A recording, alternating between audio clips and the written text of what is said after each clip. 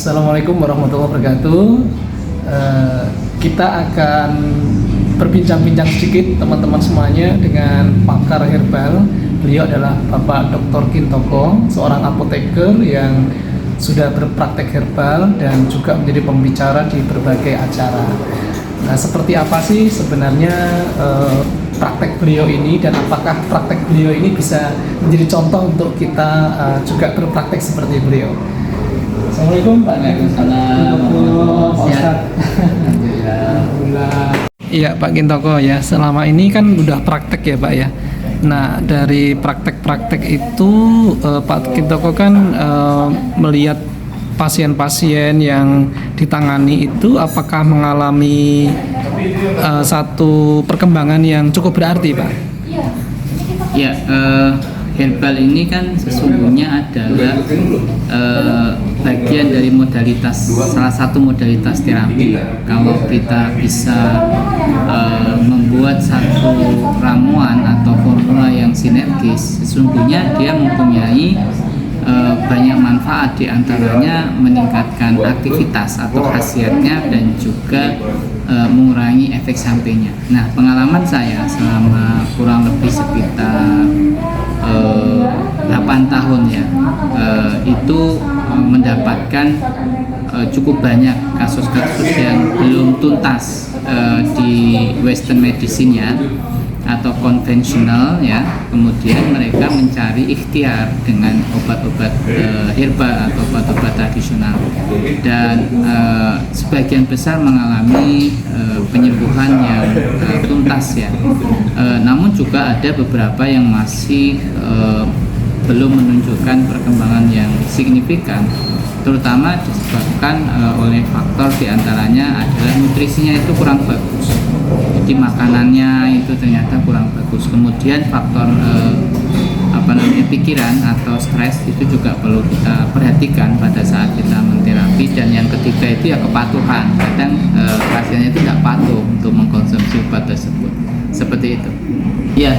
Apakah animo masyarakat ya itu cukup besar Pak untuk mendapatkan pengobatan herbal?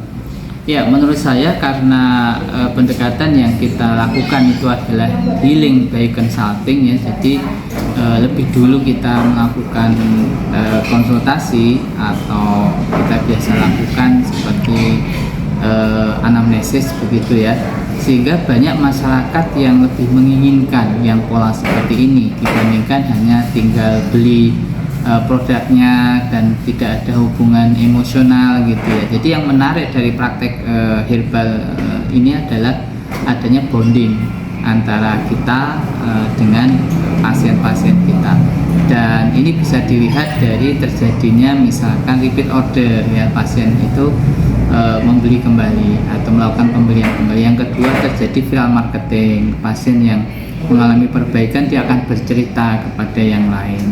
Jadi ini dua indikasi yang menunjukkan bahwa praktek konsultasi plus terapi herbal ini menjadi terobosan baru bagi para apoteker yang ingin melakukan praktek mandiri dengan modalitas terapi herbal seperti itu. Untuk selama ini prakteknya itu apa full waktu atau bisa part time Pak? Ya, lebih tepatnya saya sebut praktek ini adalah fleksibel ya, anytime, anywhere ya, dimanapun dan kapanpun ya, selagi kita memberikan respon dari setiap problematika atau masalah yang dikirimkan ke kita dengan format ya, nama, kemudian usia, alamat, lalu keluhan yang dirasakan, keluhan utama maksudnya, kemudian keluhan lainnya jika ada, dan riwayat pengobatan.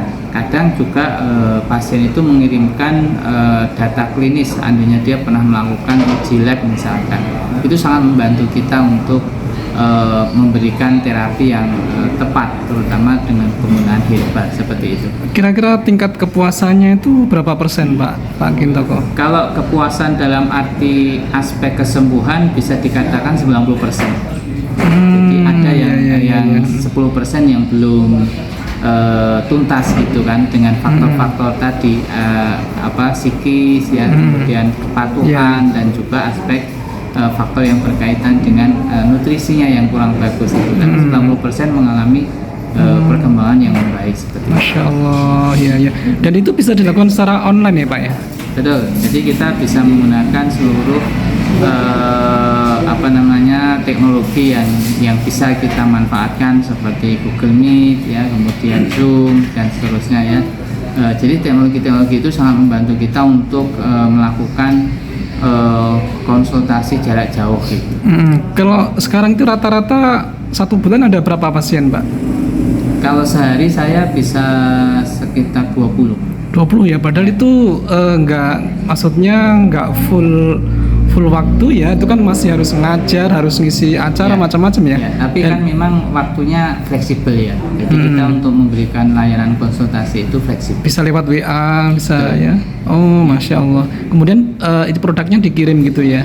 Ya, nanti produknya kita kirimkan sesuai dengan tadi data-data dari pasien, dan kelebihan dari praktek seperti ini justru bersifat individual.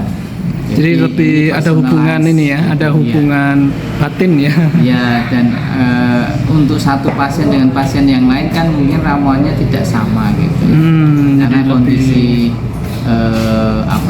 latar belakang penyakit dan seterusnya kan juga beda-beda. Kalau boleh tahu Pak Kin, untuk dari sisi penghasilannya itu dari praktek herbal ini bisa dapat berapa Pak Kin? Ya, kalau misalkan tadi ya sehari misalkan 20 rata-rata misalkan ya, kemudian dalam pembelian paket obatnya katakanlah kita average sekitar 200.000, itu kan sudah sekitar 4 juta ya. Marginnya berapa Pak? Itu minimal 50. Minimal 50 ya, bisa sampai berapa? Apanya? Marginnya?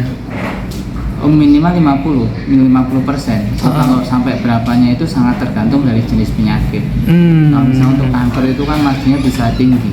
Oh, dan itu bisa jangka waktu yang lama ya Pak ya? 3 bulan minimal. 3 bulan minimal untuk kanker ya? Ya, tapi kalau yang kayak hipertensi itu ya sekitar 50-an itu. Kalau untuk pengobatan herbal seperti ini biasanya itu minimal berapa lama untuk bisa mendapatkan hasil yang terasa gitu? Kalau untuk secara umum itu 3 hari. 3 hari? Ya, secara umum ya. Maksudnya misalkan hipertensi, kolesterol itu 3 hari itu sudah bisa kita rasakan. Jadi kalau herbal itu satuannya itu adalah jam, itu sangat mungkin itu malah dicampur GKO ya. Jadi misalkan 3 jam sudah memberikan efek gitu, saya malah khawatir itu tidak alami. Kalau yang kami adalah benar-benar herbal yang alami. Oke. Terus untuk ramuan-ramuan itu biasanya dibikin oleh Pak Dr. Kintoko ini berdasarkan atas apa itu Pak? Yang pertama adalah melalui laboratorium tes ya, atau pengujian penelitian ya. Yang kedua melalui literasi ya, dari berbagai jurnal yang dicari dalam level yang paling tinggi, yaitu meta analisis atau systematic review. Nah itu kalau ketemu, itulah yang kita pakai gitu. Jadi benar-benar berdasarkan atas saintifikasi tadi ya. Oke.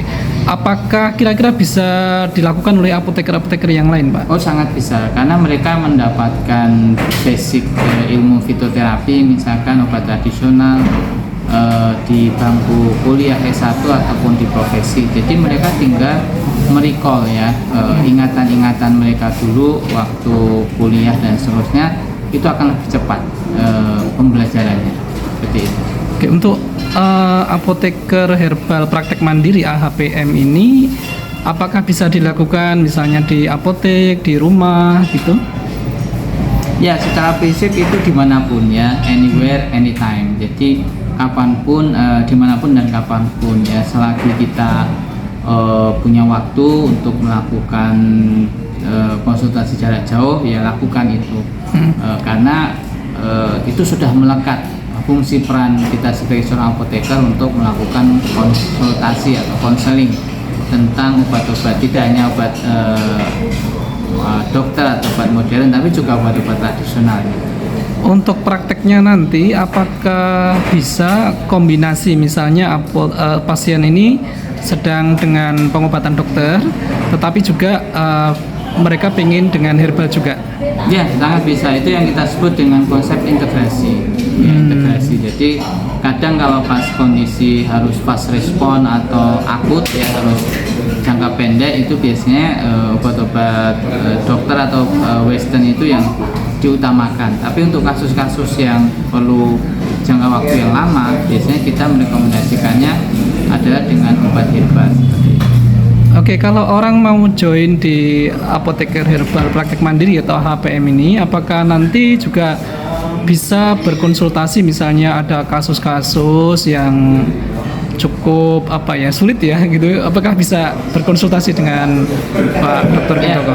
Ya, sangat bisa. Jadi setiap kasus yang kita dapatkan itu harus didokumentasikan ya, sebagai bagian dari tanggung jawab kita untuk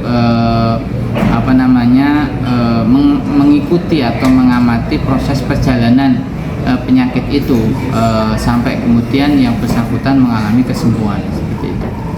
Oke. Kemudian untuk seperti sertifikasi papan nama itu bisa akan membantu untuk praktek ini ya, Pak Dokter ya? Ya. Pada prinsipnya papan nama dan seterusnya itu bisa dicantumkan ketika yang bersangkutan sudah mempunyai sertifikat pelatihan atau sertifikat uji kompetensi. Itu secara etis itu lebih pas gitu.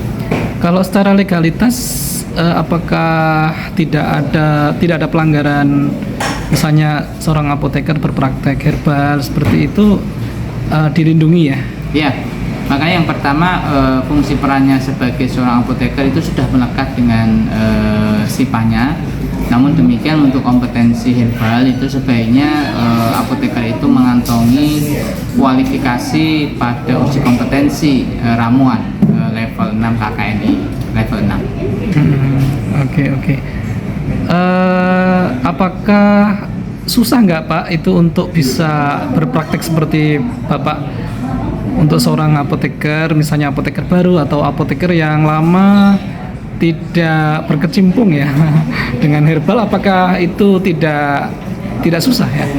Ya, susah dan tidak itu subjektif ya.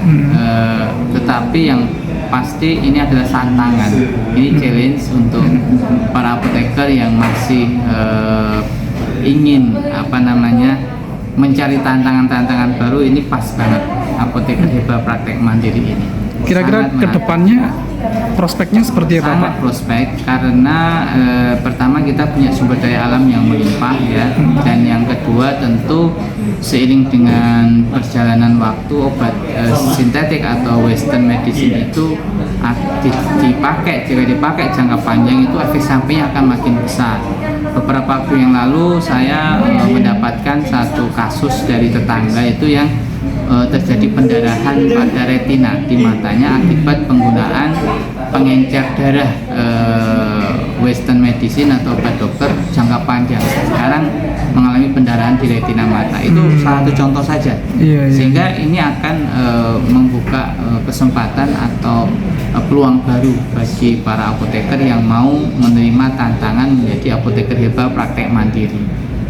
Oke, luar biasa ya. Terima kasih Pak Dr. Kintoko. Sama-sama. Ya, kita sudah berbincang-bincang dengan Pak Dr. Kintoko dan sangat luar biasa sekali ya potensi dari pengobatan herbal yang akan kita lakukan. Ya, terima kasih Pak. Sama-sama teman-teman apoteker semuanya. Beliau adalah apoteker yang berpengalaman di bidang marketing dan beliau akan membantu teman-teman semuanya untuk mengembangkan bisnis apoteker praktek mandiri sehingga kesuksesan ada di tangan Anda semua. Terima kasih.